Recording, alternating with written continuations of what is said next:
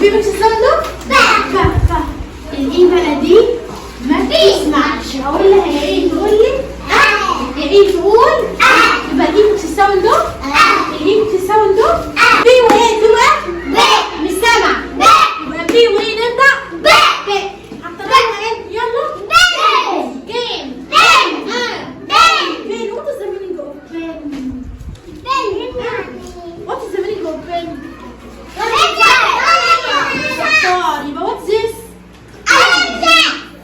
انجليزي يا بابا. what's this؟ شطار. what's this؟ what's this؟ pen.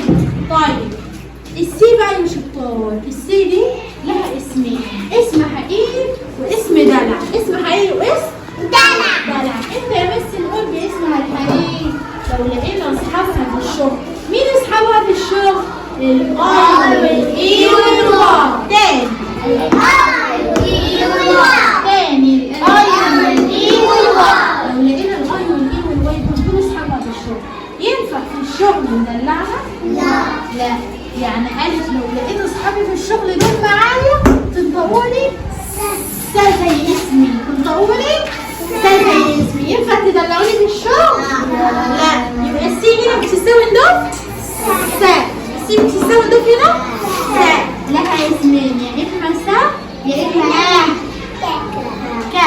يا اما سا يا اما كا. لو لقينا الاي والاي والواي اصحابها في الشغل معاها هننطقها شطار. هننطقها يبقى السي بتساوي ندوب يا اما سا يا اما كا. هنا لو لقينا اصحابها في الشغل هننطق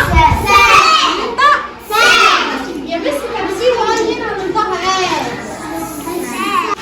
يبقى يا مس السي والاي هنا هننطق هننطق مين بيقول كده؟ دي صاحبها في الشغل صح؟ طب صاحبتها في الشغل هتدلعها؟ لا. يبقى هنطلع شطار. طب الايه دي من اصحابها في الشغل؟ لا. ايوه هتدلعها عادي صح؟ يا اما في البيت يا اما في الشارع هتدلعها عادي صح؟ يلا بينا هندلعها نقول